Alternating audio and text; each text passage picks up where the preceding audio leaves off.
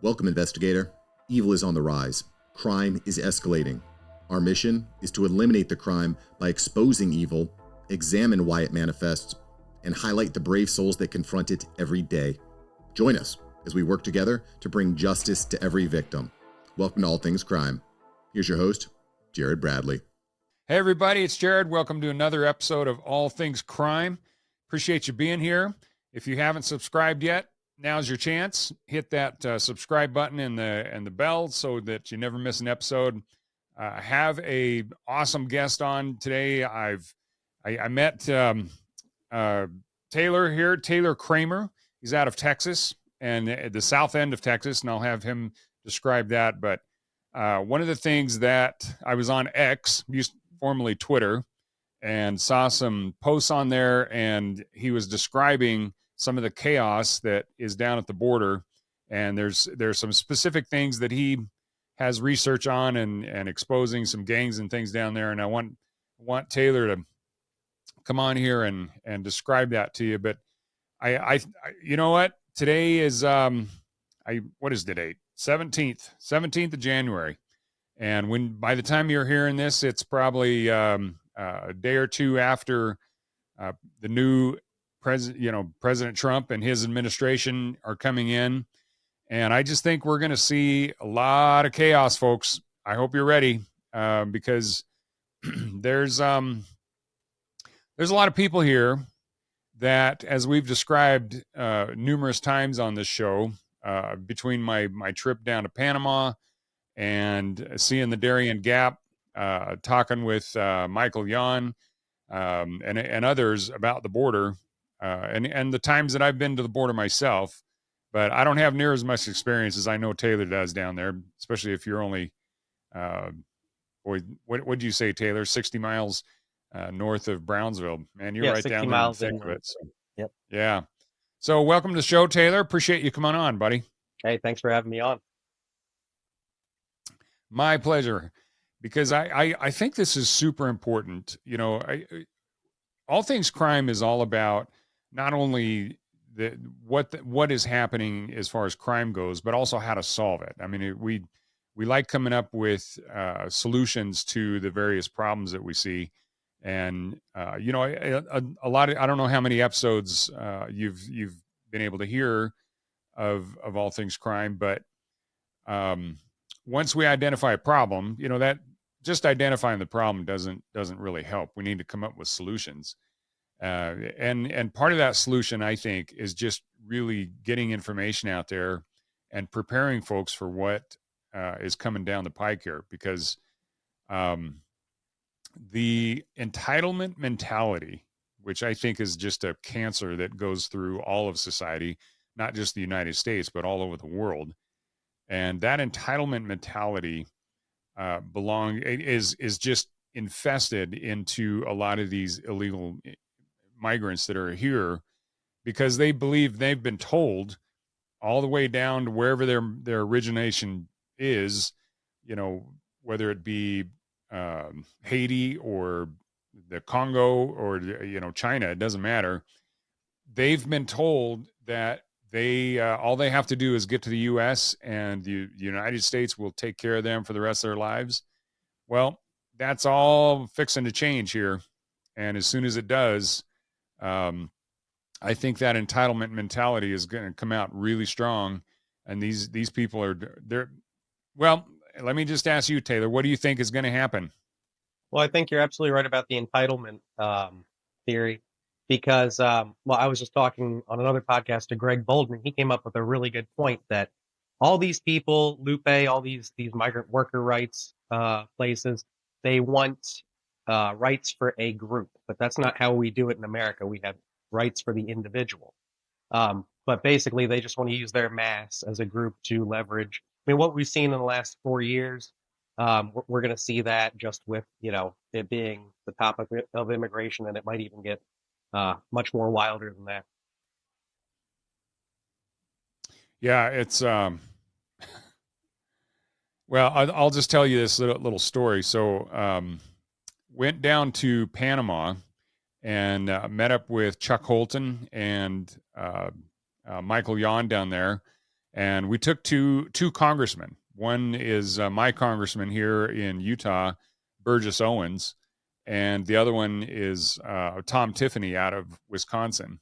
Both incredible men. And we went down there because they had seen what was happening in the border just shortly after President Biden had taken over, and basically just threw the gates open and started inviting people. Well, he was inviting immigration. I mean, just as he was campaigning, he was inviting them and prepping them. So they were there just in mass, ready to come. And then as soon as he became president, signed those executive orders, and lo and behold, here they come. From that moment forward, people started trying to get the word out, saying, "Hey, this is going to be a problem. It's a problem now, and it's only going to get worse." And so these guys that I took down to these congressmen and a few others that went down with us to Panama, went up the rivers, and about 3-hour boat ride up to that small community, Baja Chiquito. Have you ever been there? Yes, I have. Oh, that's awesome. Yeah. Well, you know exactly what I'm talking about then. This is probably in the end of May 2021. And so right at the very beginning of what was happening. And even then there were probably 300 to 400 migrants a day coming through the gap into that little village. And, even then they were overwhelmed. And they say now it's thousands per day. So not sure when was the last time you were down there? It was December into the new year, so 2022 into 2023. When I was down there, there was heavy rainfall, so we didn't see the influx that you usually do. But you could absolutely see the destruction that has been caused in these Embra villages, because what the United Nations does, for the viewers out there, there's already a village established. There's already some clear-cut area of the jungle. So the United Nations is like, hey, we'll set up here. So basically, they set up their camps right next to the villages, which completely destroys the Embra culture. I mean, it changes everything down there. There's trash in the water and everything. It's terrible. Yeah.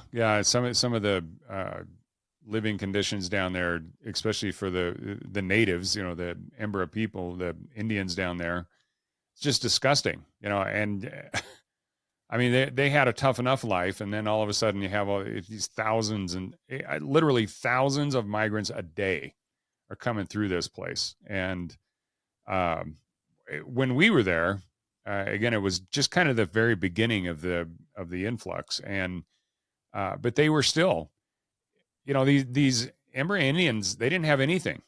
They had no running water, they had no electricity, they were barely able to feed their own families, and yet a lot of these migrants were coming out of the jungle and demanding better housing accommodations, more food. They're demanding of these people, and to me, it was just, I could not believe the entitlement that they had. Where they honestly were saying, you need to take better care of me. You need to give me more of your stuff. And from that moment, it was such an eye-opening moment for me.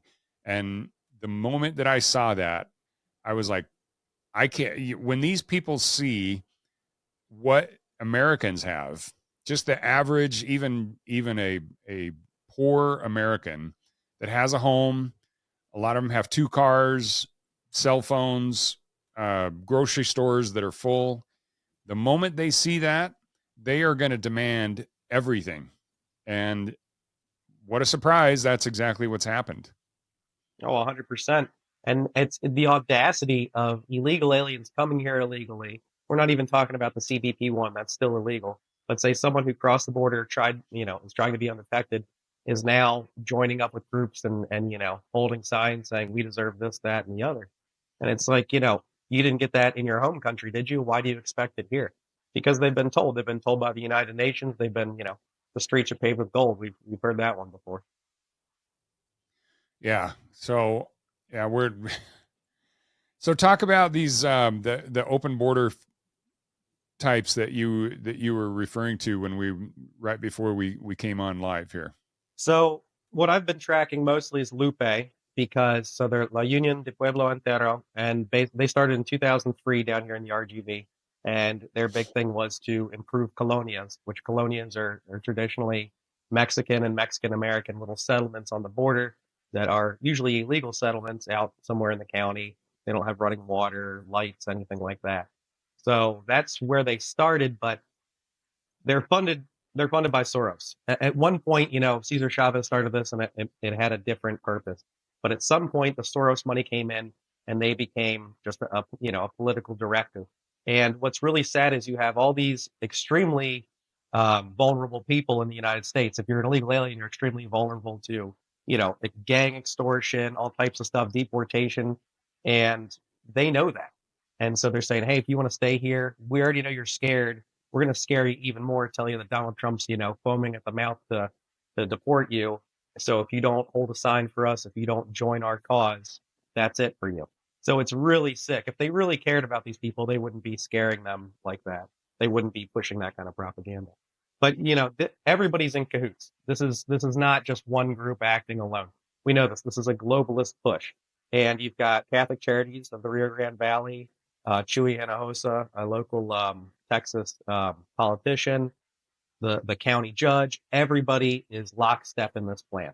As soon as the people started coming in, actually months before, the county judge down here, and Chuy Hinojosa, who's state government, he's a Texas state senator. They all had Norma Pimentel, the judge, and Chuy all had a lunch. And what they were discussing at that lunch, people say, is, where are we going to put all these people once they start coming across the border? And the moment they started coming across the border, the moment that Biden got in, they're going right to Catholic Charities. They were getting praise from the county government. I mean, it was very obvious what was going on.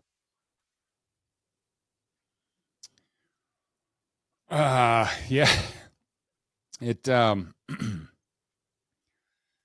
exciting. It's it's hard to fathom, and I just don't think that most Americans, especially, but even people around the world, it's hard to understand that this isn't like organic, where people are just like kind of just saying, hey, I just want a better life, and I'm gonna try to migrate someplace else. This is a coordinated effort where you have organizations that don't believe in borders, period. They don't believe in national sovereignty, where they think that we're global citizens. So anybody from anywhere can go into any country, and they should be able to, I don't know, just go and live wherever they want to live. And it kind of defies all logic of how humanity has ever existed. And to me, it's like this weird mentality that they, again, go back to the entitlement, and they literally believe, folks, you got to understand this. These people believe that what you have worked your whole life for, you don't own. It just belongs to whoever wants it. And so, your home, your bank account, your food, it belongs to everybody. And so if somebody doesn't have as much as you have, they're entitled to come into your home and take what they want. And imagine, not being able. I mean, it's kind of the equivalent to me of the mayor coming to your home and basically saying, you need to take the locks off your house, and people are just going to come in and take what they want, and you don't have any say about it. That's kind of the, I don't know. To me, Taylor, am I on track here? You're on track. And I mean, just look at England. Maybe they will say, hey, it's illegal to have locks, or it's racist to have locks in your house because you don't want people from the street coming in. I mean, you never know when the gaslighting will never end. You give a commie a cookie, it's all over. I mean, you could not give these people an inch, because what they're trying to do, they're trying to play on your, on your sympathy. We are all, good people, and we want to help people. But, when they're basically giving you the puppy dog eyes 24/7, saying, oh, we need help. Look, I've spent months in the camps. I've slept in the camps. I have many friends that are illegal aliens that that I've met in the camps, acquaintances. And just to get interviews and hang out with these people. I would buy lunch and everything else. And it gets to the point where even me just trying to, on a very shoestring budget, trying to get interviews and get in with people, I was going broke. So I think any leftist who wants to bring in mass amounts of people, go spend a couple weeks feeding people down in the camps and see where you are at, with your account. It's very, you can see very easily it's unsustainable for anybody. And what they're trying to do is basically completely get rid of, the Constitution, everything we hold dear. Christian values are big time in the way of Marxists too. And we just have to remind people, this is just Marxism. You call it woke, you call it whatever you want. It's Marxism. It's against nature. It's supposed to be against nature. You can go into the whole, Freud two-gender principle versus the Rousseau-Marx 72 gender principle, which, the 72 gender thing, not new. They just started talking about it recently. So this has been around for a very long time. It's never worked. And all Marxism does is destroy. It's a vehicle to bring in socialism and communism. Hey, your system's so broken from the Marxists, now the state has to take over and do everything for you.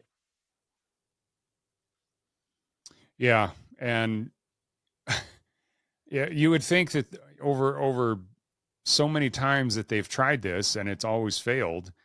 In the Soviet Union, I think is the biggest example of the failure on a mass scale, because it works. And here's the pattern. Basically, once a communist government takes over, initially it's all well and great because they're kind of they're piggybacking off of kind of a capitalistic type of environment where people were actually productive.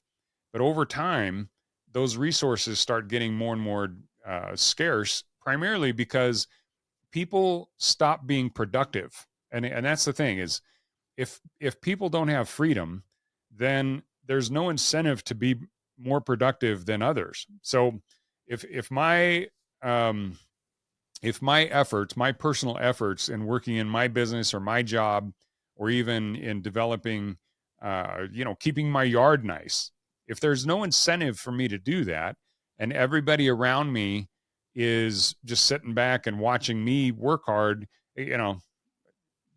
the little red hen that was the little fable that we grew up with, as kids, where, the little red hen asked everybody if they would go and help and, harvest the wheat and then, make the flour and then bake the bread. Nobody wanted to help. But then all of a sudden, when the bread is baked and everybody smells it and they're like, "Ooh, that smells really good." Everybody wants the bread, but nobody wants to work in order to get the bread. It's the exact same thing. If I'm working hard to keep my yard clean and working hard at my job to make more money so that I can have nicer things, but nobody else is working hard, and yet they know at the very end they will be able to profit from my labor, then eventually I'm going to stop working hard, because I'm going to say, you know what, I'm not going to work hard and then not be able to actually benefit from all of my hard work. And it's human nature, folks. And I guarantee every single person, even the ones that are these hardcore communists, they actually believe that they should be able to maintain their own labor and their own benefits, but they should be able to disperse everybody else's efforts. And to me, it's just evil.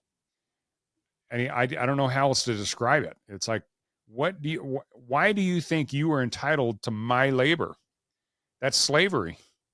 And yet that's the way they think. It's crazy. Yeah, and the modern leftists, not the general. I don't like to generalize too much, but we'll generalize the modern leftists. The blue hair, whatever you want to call them. Wait till they find out if there is a communist revolution. Wait till they find out that they're going to be working on a farm, 12 hours a day plus. That's what these peasant revolution, all that stuff is about. It is basically you go work for wherever the state needs you, and it's usually going to be menial labor. And all these people with all their degrees, they wouldn't know what to do. They would not know what to do. I don't think they've grown a single thing in their life. How self-sustainable are they? Because they want everything from the state in a very simple way. I talk to people around town. There's a lot of, there's a college not far from here, so you get a lot of that kind of leftist thought. And I just say very plainly, So you want the government to have all the power and you to have none. That's what you want, communism. And that kind of starts to get the wheels turning and go, okay, so you like this government, but what about the next 4 years? You don't want that government, do you? Do you want the government to be the only one to have guns? Start thinking about those things, that absolutism, that totality of you are a ward of the state and they know what's better for you than you do. I mean, it's the worst thing. Well, how do they respond to that? They're usually pretty quiet. But the biggest thing with a lot of these leftists is they have developed a narcissistic personality disorder. Sometimes they're born with that, but I think the way social media, selfies, all this stuff, all this technology has really driven people to be narcissistic and rewards them for being narcissistic. If you look at some of the biggest social media accounts, there are people that just either make a fool of themselves, they're a clown, for social media, or they do really mean things, or it's not about helping people. That's not what gets you a million views. Being a good guy doesn't do that. So we're just seeing, Yeah. we're getting hit from all sides. This is everything all at once. They're destroying our culture. They're bringing in, Marxism. And again, we've dealt with this in the 70s. We've dealt with this, many times before. But now, like we've said before, they have millions, and people are saying 10 plus, 20 plus. I mean, really, it's got to be all illegal aliens combined in the United States has to be what, 50 plus million. I mean, we can't trust the Yeah, it's a DHS lot. numbers. No, not even close. I don't believe for a second that, what do they say, 10.8 million over the last 4 years? Something like I'm 10 like, to 12, something like that. Yeah. I'll bet it's close to double that. And even if it's only 50% higher than that, that's still 15 million people. And that's just new. That's just the people that have come over in the last 4 years. But I think all the people that have come here illegally prior to that, the thing really, Taylor, that scares me the most are the type of people that I think have come over, especially in the last year or two, because again, when we were down in Panama, again, this is in May of 2021, so at the very beginning of this, when we were there, and we were in Baja Chiquito, I don't know, 4 or 5 hours, maybe, probably not even that, probably 3 to 4 hours. So we're sitting there, 2 Cubans, and these guys were 100% military, because they first of all, these 2 young men, they were fit, but they just looked, I spent 14 years in the military. I know what a military guy looks like. And Chuck Holton was a Army Ranger, Michael Yon, Special Forces, and we had a Marine with us. Every single one of us looked at these 2 guys and we go, those 2 are 100% military. They had military backpacks, just the way they carried themselves. Well, and that was just while we were sitting there. Those 2 guys came across. We ran into some Egyptians. They looked pretty fit. They said the average took them, 2 to 3 weeks to get through the Darien Gap, and a lot of them were coming to, they were just exhausted. Some had trench foot or gangrene. A lot of them were just in horrible shape. But these 2 guys, they said they made it in like 7-8 days. These guys were humping. They were moving fast, and you can't do that if you're not in really good shape, and you have food and you're able to protect yourself. These guys were military. Well, that was in 2021. Imagine, well, I'm sure what you saw out of all those migrants, how many of them, maybe they weren't actually, part of a military, but they were young fighting age males. And literally we have, I bet you there's an army. If you think of all the different people from all over the world that have come here that are young fighting age males, including gang members and everything else, there has to be close to 10 million of them in the country. That's larger than our entire military. No, absolutely. And when I was down in Baja Chiquito, what we were looking at is people who said they were Venezuelan but were actually Arabic. Now, there is a big cross section of people from the Middle East that live in Venezuela. I'm sure Michael Yon can elaborate on this way better than I can. He's been tracking this for a long time. But basically, they kind of look, similar. They have the same tattoos. You ask them, what their football team is, they'll say the Venezuelan football team. And what they're saying is there's a lot of offshoots of Hezbollah and other jihadist groups coming through. And there definitely is. We've got Chinese spies for sure. I mean, we've seen it all. And anytime you've been on the other side of the border or even in the United States and you take out a camera where there's, a bunch of illegal aliens sitting around, you don't always get a good response. Last time I was down in the camps in Matamoros, I haven't been too often because it just hasn't been very friendly. Years prior, it's been okay because everybody had, the hopes of, hey, CBP1, we got years to get here. Now, nobody wants to talk down there, and the people that are showing up are not nice guys. Basically, there were some guys that were trying to chase me out of camp last time, just for taking photos. I'm going, no, I'm the guy who's always down here. I give food to everybody. We cook out. It's a good time. They're like, we don't care. You need to leave. So, yeah, we're definitely getting who's coming through now. You still have your CBP1 people, but I mean, they have to know that the jig is up very soon. So you're going to see, for anybody who didn't get in that really wants to get in undetected, that's who's coming in now. You're getting a lot more, nefarious characters. And I mean, every gang in the world, every bad thing that happens anywhere in the world is happening in the United States right now. That's just a rule of thumb to go by. So just be prepared and watch out. And yeah, TDA, Tren de Aragua, is, I mean, you saw how quickly they just took over apartment complexes, everything else. That's what they're known for doing. They're big into sex trafficking, and also they're really good at penetrating borders and setting up metastructures in other countries. That's what they did all the way from Venezuela in South and Central American countries, all the way up to the United States. And that's what they're doing. If you look at the corridor, they're coming right from Venezuela, right up through Eagle Pass, and then they keep going north. What's right up there? Colorado, all the way up through the Midwest. That is their area that they're taking down. And if we try to do mass deportations of these violent groups, you bet they're going to dig in like a tick, and it's going to get messy. And any mess that happens, it's going to be blamed on the Trump administration. We've seen it before. We know the media is going to do nothing but gaslight.